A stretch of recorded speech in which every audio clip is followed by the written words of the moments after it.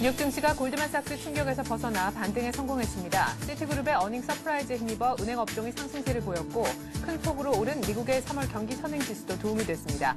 나스닥만 소폭 밀렸습니다. 하지만 유럽은 약세로 끝났습니다. 사기 혐의로 기소된 골드만삭스 악재가 지속적으로 영향을 미친 가운데 아이슬란드 화산 폭발 여파로 항공주가 내림세를 이어갔습니다. 국제유가도 약세를 보이며 배럴당 83달러 선으로 밀렸습니다. 달러화 상승과 골드만삭스 사태로 투자 심리가 위축된 것이 영향을 줬습니다. 6월 인도분 WTI는 배럴당 1.8% 밀렸습니다. 향후 3에서 6개월 뒤 경기 흐름을 가늠케 하는 미국의 3월 경기 선행지수가 최근 10개월 중 가장 큰 폭으로 상승했습니다. 전월비 1.4% 올라 시장 전망치도 웃돌았습니다. IBM의 올 1분기 순이익이 26억 달러를 기록해 시장의 예상치를 상회했습니다. 이는 전년 동기 23억 달러에 비해 13% 증가한 수치입니다.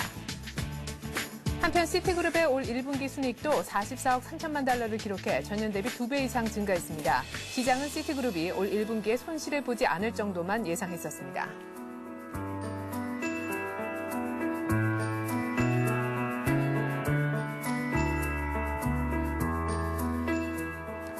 안녕하십니까. 굿모닝 센증시의 최리나입니다. 뉴욕 증시가 반등에 성공했습니다. 하지만 나스닥까지는 오르지 못하면서 3대 지수는 혼조세를 보였다고 말씀드려야겠는데요. 다우지수가 골드만삭스 충격 때문에 125포인트 빠졌던 데 비해서 간밤엔 70포인트 이상 정도 반등에 성공하면서 전일 낙폭의 한 반 정도를 일단 만회를 해놓는 모습입니다. 장 마감하고 난 다음에 IBM의 실적도 좋았지만요. 개장하기 전에 시티그룹 실적 또한 어닝 서프라이즈를 기록하면서 실적이 은행 업종을 플러스 쪽으로 돌려놓는 모습이었습니다. 그리고 장중에 발표가 됐었던 미국의 경기 선행지수도 최근 10개월 내 가장 큰 폭의 상승세를 그려낸 것도 도움이 됐습니다. 자세한 글로벌 증시 전문가와 함께 자세히 알아보죠. 대우증권 신천지점의 최종무 대리와 함께하겠습니다. 안녕하세요. 안녕하십니까? 네, 실적도 지표도 모두 다 뉴욕 증시 반등에 일단 성공하는 데 도움이 됐던 재료였던 것 같은데요. 뉴욕 증시 반등할 수밖에 없었던 이유 간단하게 일단 좀 정리를 해주시죠. 네, 마감 시장 살펴보겠습니다. 지난주 미국 증권거래위원회에서 골드만삭스 사기 혐의 제소 영향으로 하락세로 출발을 했지만요. 시티그룹 1분기 어닝 서프라이즈 실적 발표하고 경제지표로는 3월달 경기 선행지수가 예상치를 큰 폭 상회하면서 골드만삭스 사건과 같은 과거의 단발성 악재보다는 현재 경기 회복에 동조한 투자자들의 저가 매수세가 유입되면서 낙폭을 줄였고요. 나스닥은 소폭 약보합세 마감했지만 다우와 S&P 500 지수는 상승 반전에 성공해서 강세 마감했습니다. 네. 자, 다우가 이제는 11,000선에 8포인트 정도만 남겨둔 상태가 됐습니다. 그래도 많이 참 반등을 했다 싶은데요. 나스닥만 조금 주춤했을 뿐 일단 뉴욕 증시 전체적으로 반등했다라는 인상이 강한 것 같습니다. 간밤에 있었던 실적 관련 얘기들이 가장 많지만 일단 지표 먼저 좀 챙겨볼까 싶은데요. 미국의 3월 경기 선행지수가 발표가 됐습니다. 사실 지표 중에서 경기 선행지수라는 것이 의미하는 바도 적지 않은데 굉장히 큰 폭 상승해서 나왔다고요. 네, 맞습니다. 경기 선행지수가 10개월 내 가장 큰 폭으로 상승을 해줬다고 나왔습니다. 네. 미국 경제에 대한 긍정적 전망을 확인시켜줬던 지표 발표가 아니었나 생각됩니다. 3월달 경기 선행지수는 예상치 1% 증가를 큰 폭 상회하는 1.4% 증가를 발표했거든요. 12개월 연속 상승을 기록해줬습니다. 2월달 경기 선행지수가 0.1% 상승으로 1월달 0.3% 상승에 비해서 상승폭이 둔화되었다는 점에서 우려감이 있었는데요. 이번 3월달 경기 선행지수가 예상치를 훨씬 뛰어넘는 1.4% 증가를 발표해서 경기 회복 지속성에 대한 기대감은 여전히 좀 높을 것으로 판단됩니다. 네, 10개월 내 최대폭 증가 그리고 12개월 연속 1년째 계속해서 증가세를 나타내고 있는 미국의 경기 선행지수. 지금이 4월이니까요. 향후 한 3에서 6개월 뒤에 경기 상황을 미리 보여지는 지수이기 때문에 경기 선행지수라고 하죠. 그러니까 미국의 하반기 경제도 괜찮을 것이다라는 것을 지표를 통해서 또 확인해 볼 수가 있었습니다. 이제는 실적 얘기를 좀 해볼 텐데요. 장이 열리기도 전에 시티그룹이 실적을 내놓아서 사실상 분위기를 좀 좋게 만든 것을 예고를 했다. 이렇게도 볼 수 있겠습니다. 어닝 서프라이즈를 기록했다면서요? 네, 미국 시장 장 시작 전에 시티그룹 실적 발표가 있었습니다. 시티그룹 1분기 순이익은 44억 3천만 달러, 주당 15센트 순이익을 기록했다고 발표를 했습니다. 시장 예상치는 그냥 손실이 안 나는 수준 한 0센트 정도 예상을 했었는데요. 예상치를 큰 폭으로 상회하는 실적 발표를 해줬습니다. 작년 4분기에는 75억 8천만 달러 순손실을 기록했고요. 전년 동기 1분기는 15억 9천만 달러 순이익을 났는데 한 2배 이상 크게 개선되는 실적 발표를 해줬습니다. 그 이유로는 부실 대출 관련 손실 상각이 크게 줄었다는 점이랑요. 투자은행 부분 실적이 크게 호전되었다는 점이 실적 개선세로 나타난 것 같습니다. 그리고 시티그룹 경영자 펜디터 씨 CEO가 있는데요. 네. 이쪽 시티그룹이 지속적 이익을 낼 때까지 연봉을 1달러만 받겠다. 이런 말을 해줬습니다. 네. 그러니까 지금 이 펜디터 씨는 지금 1달러 우리나라 돈으로 지금 단돈 1,000원만 받고 있거든요. 네. 그러다 보니까 지금 골드만삭스가 지금 이야기가 나왔는데 지금 네. 골드만삭스뿐만 아니라 이번에 유명해진 헤지펀드 폴슨앤컴퍼니 이런 경영자들은 이번에 성과급으로 수백억 달러에서 수천억 달러까지 네. 이렇게 받았는데 이분은 지금 1달러만 받고 있으니까 참 대비가 되는 모습인 것 같습니다.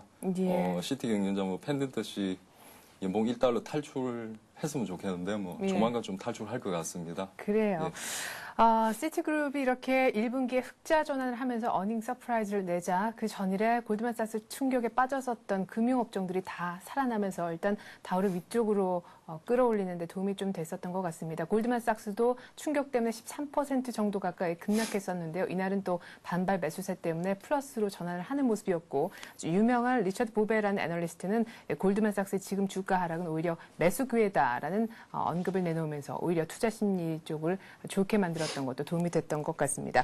자, 이렇게 해서 시티그룹 어닝 서프라이즈 내면서 은행업종 분위기가 좋았다라는 말씀을 좀 전해드렸고요. 또 다른 실적이 하나 발표가 됐습니다. 장 끝나고 나왔는데 IBM의 실적도 역시나 좋았다라는 결과예요. 네, 잘 나왔습니다. IBM도 호실적을 발표해줬는데요. 1분기 순이익이 26억 달러를 기록했습니다. 전년 동기비 13% 정도 증가한 수치고요. 전년 동기 주당 1.7달러 순이익에서 이번 분기 예상치가 한 1.93달러 정도 예측이 됐었는데 주당 1.97달러로 예상치를 소폭 상회하는 실적을 발표해줬습니다. 그런 연유로 정규장에서 IBM은 이런 실적 기대감 때문에 1.2% 상승 마감해줬던 것 같습니다. 네. 자, 장 전에는 시티그룹이, 장 끝나고는 IBM이, 물론 장 중에는 또 IBM에 대한 기대로 주가가 오를 수밖에 없었고, 장 중에는 또 지표, 미국의 3월 경기 선행지수, 앞뒤 전후로 해서 다 좋았던 분위기가 좀 많았던 것 같습니다. 이제 골드만삭스 얘기를 좀 해볼 텐데요. 골드만삭스가 그 전일에 뉴욕 증시를 큰 폭으로 또 유럽 증시를 큰 폭으로 끌어내리면서 사실 좀 어느 정도 이 여파가 끝까지 이어갈까 시장에 관심이 컸는데요. 지금 사면 초과에 빠졌다라는 얘기가 들려왔습니다. 미국의 금융당국뿐만이 아니라 영국과 독일에서도 골드만삭스의 조사에 들어간다. 이런 보도가 나왔어요. 네, 맞습니다. 이번 골드만삭스 재수권 영향이 미국을 건너가지고 전 세계적으로 지금 확산될 양상인 것 같습니다. 네. 영국에서는 고든 브라운 총리가 골드만삭스 모럴 해저드에 충격을 받았다. 이런 말을 하면서 영국 금융감독청에 조사를 직접 요구했고요. 네. 독일 금융감독위원회도 미국 증권거래위원회에 골드만삭스 사기 혐의 관련 상세한 자료를 요청한 상태입니다. 네. 영국, 독일에서 골드만삭스 진상조사에 지금 열을 올리는 이유는 당연히 이제 서브프라임 파생 상품에 자국은행들이 좀 많이 당했기 때문입니다. 영국은 RBS 은행이 있는데 파생상품 CDO 계약 때문에 골드만삭스에 한 8억 4천만 달러가량 손실이 났고요. 네. 그리고 RBS 은행은 이런 이유로 금융위기 때 공적 자금을 수혈받고 국유화되었습니다. 예. 그리고 독일에서도 IKB 은행이 있는데 1억 5천만 달러 이상 골드만삭스로 인해서 손실을 봤었습니다. 이번 골드만삭스 사기 행각으로 인해서 전 세계 주요 은행이 공적 자금을 받거나 파산을 하게 되면서 글로벌 금융 인프라가 희청한 것을 생각하면요. 영국과 독일의 분노가 만만치는 않을 것 같습니다. 네. 이미 공적 자금 수혈받고 이렇게 국유화된 은행이 다시금 민영화될 수는 없겠지만은 그래도 철저한 원인 분석은 이루어져야 되겠다라는 생각이 듭니다. 자, 그렇다면 우리나라의 경우에는요, 이 골드만삭스 관련해서 파생 상품 투자한 내역은 없는지 궁금한데요. 일단 엑스포저가 크지는 않은 걸로 알고 있는데. 네, 맞습니다. 예. 크지는 않습니다. 우리나라 같은 경우 심각한 피해 정도까지는 아니고요. 네. 우리 국내은행 경우도 어느 정도 좀 손실은 좀 입었었는데요. 그 중에서 우리 금융이 좀 피해가 좀 있었던 것으로 알고 있습니다. 네. 우리금융 같은 경우에는 2005년부터 한 2008년까지 약 한 4년간 CDO 등 파생 상품에 약 한 18억 2천만 달러, 우리나라 돈은 약 한 2조 정도 투자를 했었는데요. 네. 95% 정도 손실 상각을 했었습니다. 예전에. 예, 그리고 깡통이 났죠, 이쪽. 그래가지고. 예. 그 중에 골드만삭스가 발행한 CDO 파생 상품에는 약 한 1억 달러 정도, 한 1,000억 조금 넘는 수치인데, 네. 이 정도 투자를 했었고, 100% 전액 손실 처리한 것으로 나타나고 있습니다. 그러니까 뭐 우리 은행 업종은 이미 뭐 대손상각이 다 처리된 상태이기 때문에 뭐 돌발 악재는 실적으로 나타나는 악재는 없을 것으로 보여지고요. 다만 지금 이런 골드만삭스 뭐 은행 업종 이쪽 심리적 요인 때문에 어제 좀 부정적 영향이 좀 작용하지 않았나 싶습니다. 그래요. 어제 우리 장이 골드만삭스 뭐 그런 여러 가지 충격 때문에 급하게 빠질 때도 외국인들은 또 금융주를 사 담았다고 하죠. 뭐 미국에 있는 금융주, 우리나라 은행주 또 뭐 투자하는 패턴 자체가 좀 다르기도 하고요. 자, 어쨌거나 오히려 이런 골드만삭스 때문에 미국의 금융주가 안 좋을 때 우리 금융주는 조금 투자 패턴이 달라서 반사 이익을 노릴 수도 있지 않나 이런 생각도 해봅니다. 그러나 저는 이번 골드만삭스 사기 혐의가 결론이 어떻게 날까 궁금한데요. 뉴욕 맨하튼 법원에 지금 일단 기소가 돼 있는, 피소가 돼 있는 그런 상황인데 유죄 판결이 날 가능성도 있는 건가요? 그럴 수도 있다고 봅니다. 예. 월가에 이제 뭐 뭐를 해줘도 심각성하고요. 뭐 엄청난 공적 자금을 받고도 그 돈으로 돈잔치를 벌려가지고 뭐 월가에 대해서 분해하는 뭐 국민 여론이 굉장히 좀 거셉니다. 네. 뭐 그렇기 때문에 뭐 배심원들이 이번 미국 증권거래위원회 SEC 쪽 손을 좀 들어줄 가능성이 높다는 여론이 현재로서는 좀 제법 우세하거든요. 골드만삭스가 투자임을 사전에 고지하지 않았다는 점하고요. 그리고 골드만삭스 자회사와 관계가 깊었던 그 헤지펀드 폴슨 & 컴퍼니하고 은밀한 뒷거래 등을 이유로 유죄가 입증될 가능성이 좀 높다는 관측입니다. 반면 지금 골드만삭스는 원론적 입장을 고수하고 있습니다. 모든 투자 책임은 투자자 본인에게 있다. 그렇죠. 굉장히 많이 들어보셨죠? 네, 언제나 뭐 이렇게 가입할 뭐 때. 증권방송 뭐 종목 추천을 할 때나 네. 애널리스트들 뭐 리포트에도 뭐 자주 나오는 표현인데요. 예. 뭐 골드만삭스도 뭐 같은 병원을 쓰고 있지만 뭐 지금 이거는 엄연히 좀 다른 문제인 것 같습니다. 뭐 이번 파생상품 판매 과정에서 명백히 뒷거래로 폴슨 & 컴퍼니가 반대 포지션에 베팅을 해서 천문학적 수익을 돕도록 일조를 해줬고 투자자들을 뭐 명백히 기만했다는 점에서 확연히 좀 차이가 나는 부분입니다. 아무튼 유죄 판결을 받을 경우에는 벌금하고 배상금을 합쳐서 약 한 7억 달러 정도 손해를 볼 것으로 전망하고 있습니다. 아무튼 뭐 유죄 무죄 판결을 떠나가지고요. 이번 사건을 계기로 세계 최대 투자은행 골드만삭스의 위대한 명성에는 분명히 좀 심각한 타격을 받을 것은 자명한 것 같습니다. 네. 모든 뭐 투자의 책임은 투자자 본인에게 있지만 모든 사기의 책임은 사기꾼이 져야 되겠죠. 예. 그 뭐 헤지펀드계의 전설이라고 불립니다. 이번에 폴슨 & 컴퍼니하고 골드만삭스하고 뭐 소위 말해서 서로 이렇게 뭐 뭔가 이렇게 짜고 이런 사기를 쳤다. 이런 혐의로 지금 피소가 된 것인데요.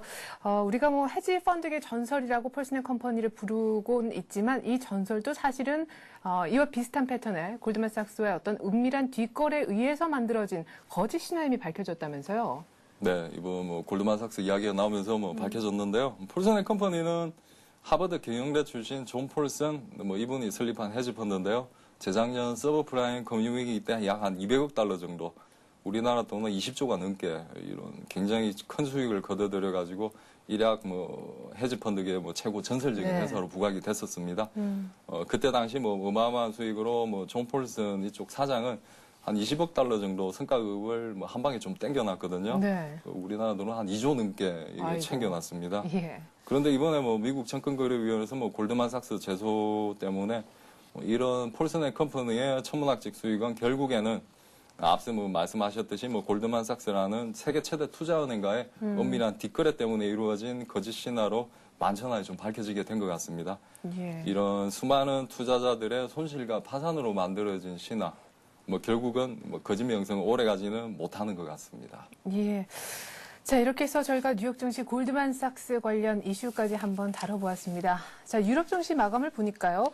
반등에 성공한 뉴욕 분위기와는 좀 다릅니다. 이틀 연속 약세를 이어가는 국면인데 항공 대란의 골드만삭스 여파도 좀 가시지 않았다라는 느낌이 있네요. 네, 유럽 증시는 뭐 미국 시장보다는 4시간 일찍 마감하거든요. 뭐 네. 새벽 1시에 마감하다 보니까 미국 시장이 좀 오후에 반등을 줬는데 그런 오후장 강세 반전을 좀 확인을 못하고 이틀 연속 하락 마감했던 것 같습니다. 아직 유럽은 뭐 하산전기가 지금 시장 상승을 좀 가로막고 있는 것 같습니다. 네. 골드만삭스 영향으로 은행업종하고요. 그리고 뭐 아이슬란드 하산 폭발 영향으로 항공업종 중심으로 하락을 좀 해줬습니다. 뭐 영국은 0.27%, 독일은 0.29%, 프랑스는 한 0.4% 정도 하락해서 유럽 주요 3대국 모두 하락 마감했던 것 같습니다. 네, 이렇게 뭐 유럽의 항공대란 얘기가 나오니까 유가도 이래저래 좀 빠질 수밖에 없었던 것 같은데 상품 쪽 얘기도 들려주시죠. 유가는 한 2.2% 급락한 81.45달러에 마감했습니다. 이틀 연속 급락이네요. 네, 이틀째 급락이고 3일째 약세를 좀 기록해주고 있습니다. 네. 급락 이후로는 골드만삭스 기소 영향으로 투자자들이 원자재 같은 위험자산 선호도가 좀 대폭 감소한 탓도 있겠고요. 그리고 유럽발 항공 대란으로 단기간에 항공기든 제트 수요, 항공 수요가 대폭 감소한 점이 좀 악재로 작용해서 하락 마감했습니다. 네. 시티그룹과 IBM이 모두 어닝 서프라이즈를 기록하면서 일단 실적 호재가 골드만삭스의 충격을 조금 상쇄시켰던 그런 뉴욕 증시가 아니었나 싶습니다. 오늘 밤에도 또한 계속해서 실적이 발표가 될 텐데요. 실적 중심으로 일정 좀 챙겨주시죠. 네, 오늘 밤 발표되는 실적 발표 기업 중에 골드만삭스, 애플, 코카콜라, 야후 이런 좀 주요 굵직한 기업들이 있는데 그 중에서 가장 눈에 띄는 거는 골드만삭스하고 애플입니다. 네. 그 중에서 골드만삭스가 좀 눈에 띄는데요. 기존에 IT 건물 애플이 원래는 좀 눈에 좀 띄어야 되지만 네. 지금 워낙 지금 사태가 사태인지라 골드만삭스가 지금 눈에 확 들어오는 것 같습니다. 실적 좋은 지금 그런 예상이 되고 있나요? 네, 실적은 좀 잘 나올 것 같습니다. 사기를 잘 쳐서 그런지 실적은 전년 동기 주당 한 3.39달러 정도 순이익이 났었는데 이번 분기는 한 4.01달러 정도로 약 한 20% 정도 증가한 호실적을 좀 발표를 좀 해줄 예정입니다. 그리고 장 마감 후에는 IT계 거물로 불리는 애플 실적 발표가 있을 예정인데요. 전년 동기 주당 1.33달러 순이익에서 네. 이번 분기 2.44달러 순이익으로 약 한 80% 이상 증가하는 좋은 실적을 발표를 해줄 예정입니다. 예. 자, 골드만삭스 오늘 밤에 또 실적을 애플과 함께 공개를 합니다. 이래저래 오늘 밤 특별히 미국의 어닝에 관심이 더 쏠릴 것 같습니다. 이렇게 해서 오늘 글로벌 증시는요, 대우증권 신천지점 최정모 대리와 함께 알아봤습니다. 잘 들었습니다. 감사합니다.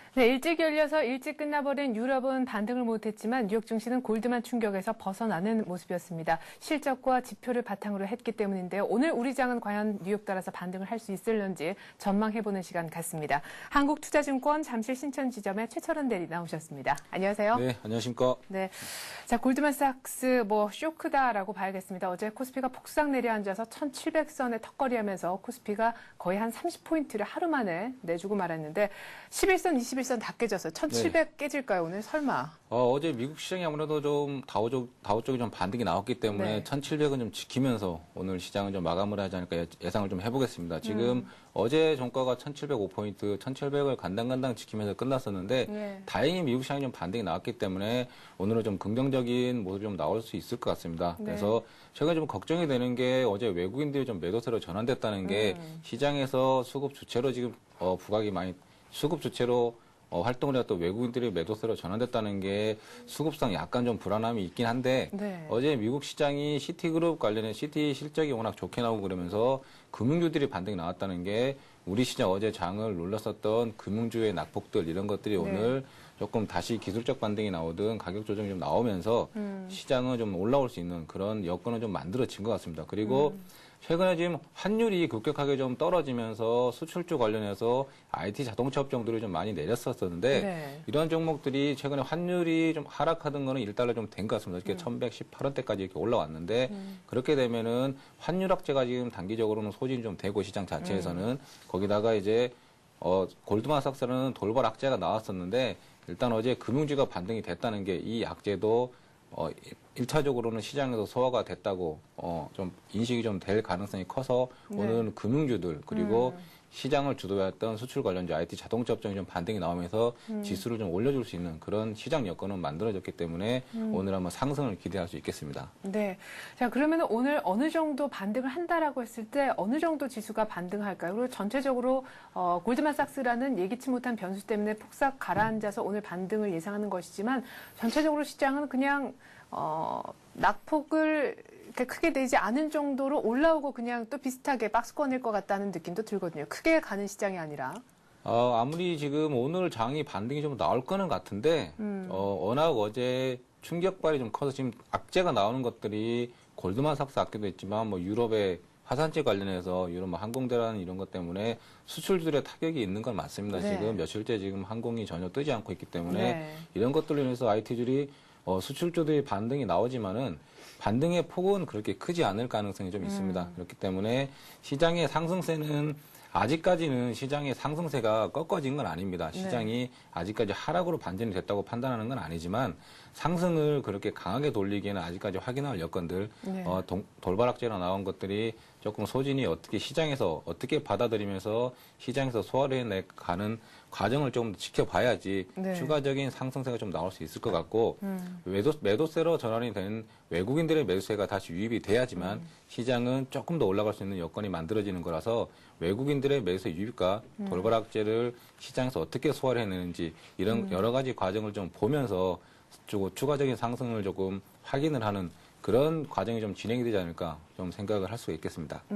만약에 오늘 우리 시장이 뉴욕 따라서 어느 정도 뭐 낙폭을 좀 만회를 하면서 반등을 해준다라고 한다면 이제 골드만삭스라는 변수는 나중에 다시 불거지더라도 뭐 이미 알려진 악재다 이렇게 해서 좀 맥을 못 출 가능성이 높나요? 아무래도 시장이 지금 최근에 급격하게 좀 올라오면서 언젠가는 좀 조정이 있을 거라는 이런 기대가 있었는데 이런 게 돌발악재가 타이밍이 잘 맞게 터져주면서 가격 조정이 나왔습니다. 그런데 어제 1700선을 지켰다는 우리들의 심리적인 안정감 네. 그리고 어제 미국 시장의 반등이 나와서 1700이 깨지지 않고 다시 반등을 주는 이런 시장의 여건들을 보시면은 골드만삭스가 물론 뭐 어떻게 판결이 날지는 아직까지 좀 지켜봐야 되겠지만은 네. 이런 것들로 인해서 시장이 크게 1700을 하회하는 악재로는 작용이 되지 않을 가능성이 큽니다. 지금 어제 만약에 1700이 깨질 거였으면 어제 원래 깨졌었어야 되는데 그렇죠. 1700이 깨지지 않았다는 거. 그리고 골드만삭스가 이제는 뭐 기소가 돼서 뭐 유죄 판결이 될 가능성이 많을 거라는 건 시장에서 이제 인식적으로 좀 저변이 확대되어 있는 상태라서 네. 그런 것들로 인해서 다시 한번 시장이 좀 크게 꺾이지는 않을 가능성이 좀 더 큰 것 같으니까 골드만삭스 악재는 시장에서는 한 7, 80%는 소화가 됐다고 판단을 하셔도 무리가 좀 없을 것 같습니다. 네. 그런데 왠지 시장이 그렇게 예전 같지 않다라고 느끼는 건 왜일까요? 일단 IT 자동차가 좀 조용한 그런 국면을 이어가고 있는 와중에 그래도 금융주가 좀 바통을 받아가나 보다 했는데 골드만삭스가 터지면서 IT 금융주가 꺼졌고 오늘 이제 이 섹터의 반등이 좀 일어날 수 있을 것이다라고 얘기는 하시는 것 같은데 그러면 오늘은 은행주 정도의 어떤 낙폭 만회하는 그걸 노리는 전략 정도가 유효한 건가요? 예, 아무래도 오늘 시장이 뭐 단기적 대응 보시면 어제 시장이 악재로 나왔었던 금융주들 오늘 좀 반등이 좀 나올 것 같고 아까 제가 말씀드린 수출 관련들 환율이 이제 하락세가 일단락되고 잠깐 진정이 되는 모습이 나오기 때문에 네. 이런 것들의 반등세가 오늘 시장에서는 크게 나올 것 같습니다. 그래서 단기적인 대응은 IT나 자동차 금융주로 좀 매수를 해보셔야 될 것 같고 네. 최근에 시장에서 섹터를 좀 돌리면서 조선업이나 해운주들이 지금 꾸준히 좀 올라오는 모습들이 있습니다. 네, 맞아요. 예, 그렇기 때문에 이런 업황이 개선되는 종목들도 조금씩 관심을 가지셔야 될 것 같고 지금 제가 은행주로 말씀을 드리는데 매수 주체가 지금 연속적으로 지금 매수를 하고 있는 종목들을 보시면은 은행업종을 가장 하나 예로 들어보시면 네. 외국인 쪽에서는 KB금융을 지속적으로 사고 있고 기관 쪽에서는 신한지주를 좀 지속적으로 네. 사고 있습니다. 지금 같은 은행업종 중에서도 종목을 나눠서 사는 모습이 보이는데 아무래도 시장의 가장 큰 주체는 외국인이라고 지금 판단이 되기 때문에 신한지주 쪽보다는 반등을 하게 되면 국민은행 쪽, KB금융이 좀 낫지 않을까. 그리고 KB금융이 실적이나 이런 부분도 상당히 좋아지는 부분이 있어서 KB금융 쪽이 조금 더 반등을 주면 외국인들의 매수가 유입이 됐을 경우에 네. 반등을 주면 신한주주 쪽보다는 KB금융 쪽이 좀 나을 것 같기 때문에 은행주들 관심 있게 보시는데 탑픽 종목으로는 KB금융을 좀 보시면서 대응을 하시는 게 낫지 않을까 말씀을 드리겠습니다. 그러면 어제 가장 사실 업종 중에서도 낙폭이 컸었던 그 금융 섹터 내에서도 증권주도 오늘 시장에 올라오면 곧바로 가장 민감하게 반응하지 않을까요? 그런데 어제 한 가지 좀 체크를 해봤어야 될 게 네. 거래 금액이 4조 원대로 다시 내려왔습니다. 시장이 어제 뭐 많이 빠졌기 때문에 거래가 활발하지 않았을 가능성이 있긴 있는데 네. 지금 최근에 거래 금액이 5조 원대, 6조 원대도 나온 적이 있는데 5조 원대를 어제 하회하면서 4조 원대까지 거래 금액이 내려왔으면은 증권주들이 펀드의 뭐 수수료이나 정부 정책상에서 제재가 계속 좀 나오고 있는데 네. 이런 것들이 증권주의 매기로 넘어가려 그러면 거래대금이 좀 올라오는 이런 모습들이 지속적으로 연출이 돼야 되는데 어제 거래대금이 다시 4조 원대로 내려왔다는 게 증권주들의 반응은 그렇게 크게 나오지 않을 가능성이 충분히 있습니다. 물론 실적 이런 부분들은 기대치 이상으로 실적이 나올 네. 거는 같은데 최근에 올라오지는 못했지만 그래도 내려와 있지는 않거든요. 그쵸? 어제 뭐 네. 가격 조정이 좀 나왔긴 하지만은 내려와 있는 상황은 아니고 실적치들은 어느 정도 좀 반영이 됐다고 좀 판단하실 수가 있겠습니다. 그렇기 때문에 전고점을 돌파하는 그렇게 강한 모습은 나오지 않을 가능성이 있으니까 증권주들 쪽보다는 은행주 쪽으로 좀 더 보시는 게 오히려 더 괜찮지 않을까. 이렇게 말씀을 드려보겠습니다. 그래요. 원달러 환율도 뭐 지금 다시 1118원대까지도 올라왔다라고 말씀하셨지만 이게 또 어제 골드만삭스 영향도 있고요. 뭐 삼성전자 여러 가지 특수한 재료 때문에 쑥 올라온 감도 있어서 다시 트렌드가 하락 쪽으로 잡는다면은 은행주 쪽은 오히려 더 호재일 수도 있겠다는 생각이 듭니다. 자, 그러면 오늘 이래저래 금융주를 좀 보고 싶은데 아까 신한지주보다는 외국인들이 꾸준하게 담아주는 KB금융이 유망하다 하셨잖아요. KB금융을 조금 자세히 보죠. KB금융이 지금 M&A 은행 업종 중에서는 M&A 이슈가 지금 올 연 내내 지금 계속 얘기가 나올 겁니다. 지금 우리금융이나 외환은행을 어디서 가져가느냐. 우리금융을 뭐 하나금융에서 가져간다, 뭐 KB에서 가져간다 얘기들은 많습니다. 그렇지만 아직까지 확정이 된 건 없고 KB금융이 거기다가 지금 자기가 지금 행장이 아직까지 공석으로 남아있는 모습들, 정책적으로 아직까지 조금 불안한 모습이 나오고 있는데 이런 것들은 이제 선거철에 다가오면서 공백은 좀 메꿔질 가능성이 있기 때문에 KB금융이 이제 뭐 선정에 들어오게 되면은 경영상에서는 충분히 안정적인 경영을 할 수 있는 모습들 이런 것들이 나오게 되면은 KB금융은 충분히 상승 여력이 있습니다. 거기다가 작년 분기 대비해서 1분기 실적, 지난 4분기 대비해서 1분기 실적이 상당히 좋아집니다. 네. 4분기 때 영업이익이 한 180억 정도 나왔었는데 1분기 영업이익이 한 4,400억 정도, 4,300억 정도 예상을 하면 지금 뭐 2,000%가 넘는 성장률이거든요. 네. 그렇기 때문에 1분기 실적이 상당히 좋을 것 같고 지금 작년에 뭐 보수적 충당금 정책을 유지를 하면서 네. 경쟁사 대비해서 올해 뭐 대선 충당금 이런 것들은 상대적으로 좀 좋은 모습을 좀 나타낼 가능성이 있습니다. 그리고 네. 아까 말씀드린 시장의 매수 주체는 아직까지 외국인이 매수 주체로서 시장을 지금 이끌어가고 있는 모습인데 네. 외국인들이 꾸준히 사주고 있다는 거. 이것만큼 시장에서 지금 가장 좋은 재료로 작용할 건 없을 것 같습니다. 네. 그렇기 때문에 제가 KB금융은 다른 은행주들 중에서 가장 높은 탑픽으로 꼽아주는 게 KB금융이라고 제가 말씀을 드릴 수가 있겠습니다. 예. 자, 외국인들이 수급 보니까 뭐 정말 지속적으로 사줬고 중간에 기관에 한번 들어왔다 나간 정도 그야말로 외국인들이 계속해서 관심을 가졌던 종목인 것 같은데 KB금융 차트를 한번 보죠. 또 어제는 얼마나 많이 빠졌는지도 체크를 좀 해보고요. 어제는 뭐 한 2% 정도 빠졌는데 어제 종가가 56,300원 나왔습니다. 지금 어제 종가 56,300원 나왔는데 골든크로스가 지금 어제 났었고, 네. 5일선이 올라오면서 골든크로스가 났고, 지금 제가 목표가를 6만 원을 말씀을 드리는데, 6만 원대가 이제 지금 매물대가 좀 위치하고 있는 가장 큰 매물대가 있는 게 6만 원대입니다. 지금 네. 과거에 뭐 작년 10월 달에 6만 4천 원까지 간 적도 있지만은, 예. 지금 시장이 고점을 돌파해서 크게 올라가기는 아직까지 확인할 상황, 조건들이 좀 많이 있기 때문에 네. 크게 올라가기는 좀 부담스럽고 대형주들을 제가 계속 말씀드리지만 대형주들을 뭐 10% 이상 먹자고 들어가기에는 그렇게 넉넉한 시장은 네. 아닙니다.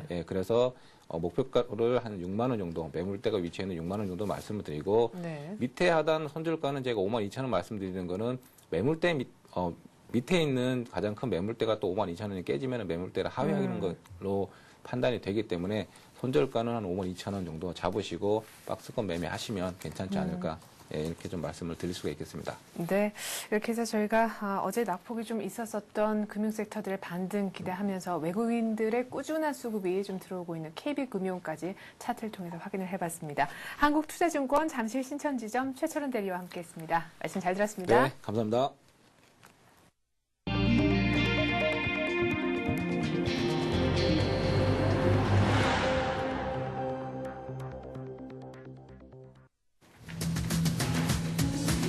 분양가의 30-40% 시드까지 값을 떨어뜨린 아파트가 잇따라 출현을 하고 분양가의 절반 가격에도 팔리지 않는 상가와 오피스텔도 속출하고 있습니다.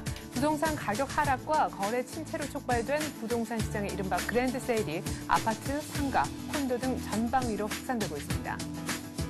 이런 가운데 정부는 지방 중소형 건설사들의 미분양 아파트와 부지 매입에 본격적으로 나선다고 합니다. 지방 미분양을 더 이상 방치했다간 지방 경제 전체가 쓰러질 수 있다는 판단을 했기 때문으로 보이는데요. 단 주택담보 인정 비율 제한과 총부채 상환 비율은 건드리지 않을 예정입니다. 시중금리를 제대로 반영하는 단기 기준금리가 사실상 없어진 가운데 시장의 혼란이 커지고 있습니다. 이에 따라 사실상 식물 상태에 빠져있는 3개월물 양도성 예금 증서죠. 즉 CD금리를 대체할 만한 지표를 시급하게 보급하거나 CD금리 산정 방식을 보완해야 한다는 지적이 나오고 있습니다. 미국의 소셜 네트워킹 서비스 업체죠. 페이스북의 기업 가치가 우리 하이닉스와 SK텔레콤 등을 넘어섰다라는 분석이 나왔습니다. 또 SNS 기반의 게임 업체인 진가의 가치 또한 국내 최대 온라인 게임 업체인 NC소프트에 육박할 정도라고 하는데 미국 비상장 주식 분석 사이트의 재미있는 보고서 내용도 알아보겠습니다. 아이슬란드 화산재로 유럽의 항공 노선이 모두 멈춰서면서 수출업체들이 발을 동동 구르고 있습니다. 유럽에 도착해야 했을 제품들의 배송이 안 됐을 뿐 아니라 부품도 제때 공급이 안 돼서 현지 공장들도 생산 차질을 빚기 일보 직전이라고 하는데요. 천재지변이라 이해를 한다고는 하지만 자칫 장기화가 될 경우 심각한 타격도 우려가 되고 있습니다. 오늘 이 같은 내용 바탕으로 해서 이슈인 이슈는요. 설경제신문 이상훈 기자와 함께합니다. 이 기자 안녕하세요. 안녕하십니까. 자, 먼저 부동산 얘기부터 좀 해보죠. 최근에 부동산 침체, 부동산 가격 하락세가 심상치 않은데 우리가 흔히 알고 있는 아파트뿐만이 아니라 이 오피스텔과 상가까지도 큰 폭의 할인 판매에 나서고 있는 실정이라고요. 네, 그렇습니다. 이 지방 미분양에서 시작된 이 부동산 가격 하락이 이제 전방위적으로 확산되는 분위기입니다. 비단 아파트뿐만 아니라요. 지금 상가와 또 콘도, 심지어는 골프장 회원권까지도 이 가격 하락세 계속되고 있다는 소식입니다.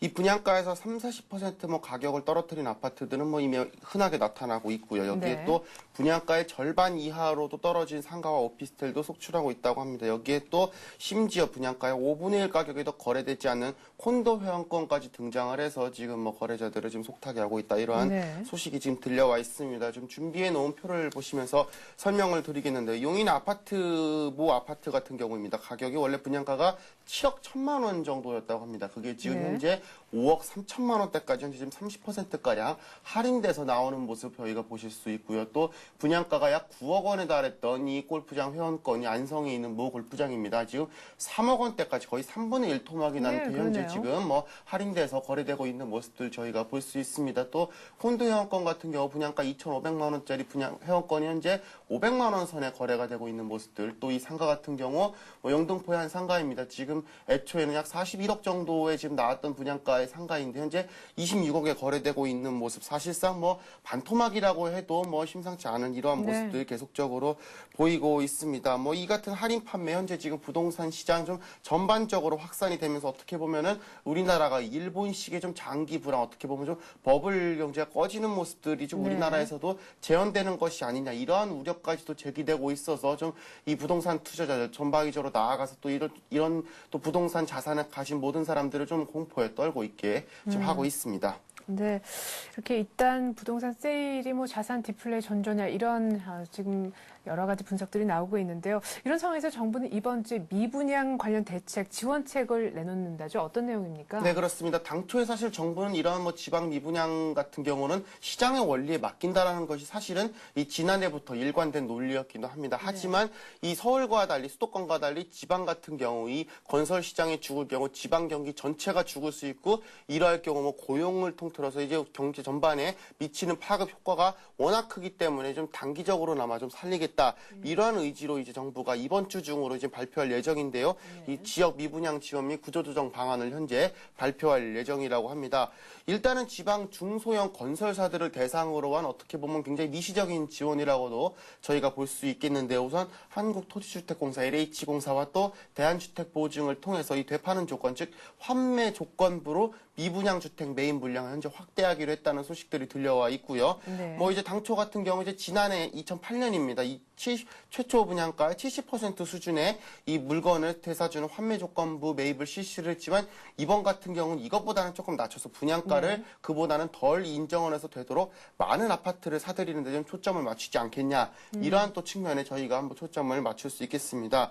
여기에 또 이제 대표적인 이 구조조정 회사라고 볼 수 있겠는데요. 이 자산관리공사 캠코를 통한 미분양 아파트 매입도 현재 적극 검토하고 있다는 소식도 들려와 있습니다. 이미 지난 2008년입니다. 당시에도 캠코가 이 미분양 아파트 시장에 뛰어들기로 하고 이 전국 미분양 물건에 대한 시장 조사를 이미 마친 바가 있습니다. 예. 하지만 당시만 해도 이 나라가 조성한 국적 자금을 과연 미분양 아파트를 사는 게 옳은 것이냐 이러한 논란들이 계속적으로 퍼져서 어떻게 보면 매입을 전면 보류했다 이렇게 볼 수 있는데 하지만 현재 같은 경우는 워낙 상황이 급박하게 돌아가고 있고 또 이 캠코가 사들인 아파트 같은 경우 전자자산 처분 시스템으로 좀 자금 회수도 비교적 좀 용이하다 이러한 판단들도 계속적으로 나오고 있기 때문에 네. 이 캠코를 통한 미분양 매입도 적극적으로 검토를 하고 있다는 소식입니다. 여기에 또 이 주택금융공사 즉 주택신용보증기금을 통한 집단대출 보증 비율도 다시 한번 좀 확대하는 방안을 현재 검토를 하고 있다고 하고요. 네. 또 이 제2의 남양건설 사태를 막기 위해서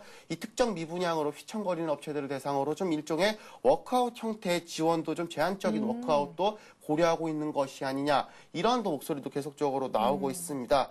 하지만 이번 같은 경우는 LTV DTI 조정 및 또 추가적인 세제 지원이 일단은 없을 것이라는 이야기들이 좀 힘을 얻고 있는데요. 무엇보다도 이 LTV DTI 같은 경우는 이미 지방에는 적용이 되고 있지 않고요. 또 네. 양도세와 같은 이 세제 지원 같은 경우는 이미 국회에 개정안이 올라간 상태이기 때문에 좀 다시 한번 손을 대기는 좀 물리적으로 어렵지 않겠냐 이러한 좀 관측들이 힘을 얻고 있습니다. 아마도 이번 주 중에 나올 이 지방 미분양 대책에 한번 저희가 이 관심을 기울여 봐야 될 것 같습니다. 네. 자, 오늘 간밤에 나온 뉴스를 보니까요. 수도권을 제외한 지방 미분양 양도세 감면이 원래 2월까지였는데 일단 뭐 내년 4월까지 연장된다라고 합니다. 일단 연장이 통과가 됐다라고 하니까요. 참 다행스러운 일인 것 같습니다. 자, 그리고 시중금리를 제대로 반영하는 단기 기준금리가 사실상 사라졌다 이런 지적이 많은데요. 당장 CD금리를 대체할 만한 지표가 나와야 되는 거 아닌가 싶어요. 네, 그렇습니다. 이 시중금리를 제대로 반영하는 이 단기 기준금리가 사실상 없어져서 이 시장의 혼란이 계속적으로 커지고 있습니다. 사실 뭐 코픽스가 물론 발표가 되고 있기는 네. 하지만 어떻게 보면은 좀 상징적인 의미에 불과하다고 볼 수 있겠고요. 죄송합니다. 지표물로서는 거의 지금 의미가 없어졌다 이렇게 봐도 무방한 상태입니다. 이 그동안 이 지표금리로 이 쓰여왔던 3개월물 이 양도성 예금증서 금리는 이 사실상 식물 상태에 빠졌다고 해도 좀 과언이 아닌데요.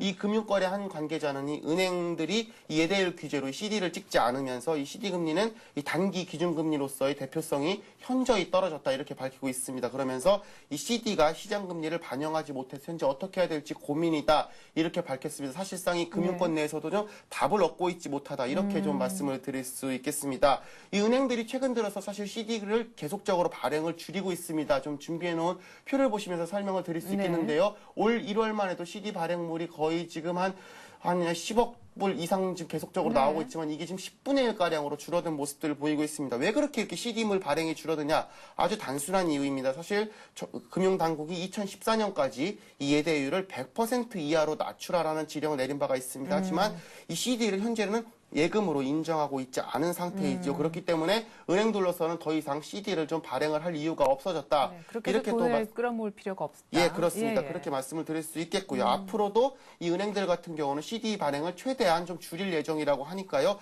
어떻게 보면 CD 금리는 더 이상 앞으로도 좀 이 금리로서 지표물로서 좀 의미를 상실하지 않았나 이렇게 좀 다름없다 이렇게도 볼 수가 있겠습니다. 네. 그렇기 때문에 이 CD 금리를 대체할 만한 좀 대표 금리를 앞으로 좀 빨리 내놓지 않아야 하겠나 이러한 좀 입장들이 계속적으로 지적이 제기되고 있는 바가 사실인데요. 네. 이 은행권의 한 관계자는 이 금융채나 또 통화채 3개월물의 이 금리 수준을 감안해서 이 CD를 고시할 때 이를 적절히 반영하는 것도 하나의 방법이라면서 뭐 코리보라든지 또 통화채를 직접 쓰는 것은 아직까지는 무리지 않겠나 이러한 또 지적도 나오는 바가 사실입니다.